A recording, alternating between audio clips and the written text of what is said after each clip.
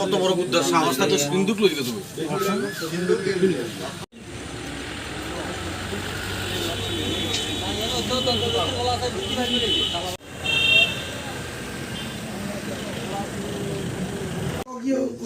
বাইরে বলতে বাইরে এক্সট্রা কি লক না না না কিন্তু এক্সট্রা আরে তে তিন গেল লাগা ভিতর লক তিন নিয়ে তো ওনা তো সহজ ইগাতে দুগালো আর ইগাতে তিন গেল ভিতর লক কোন কোন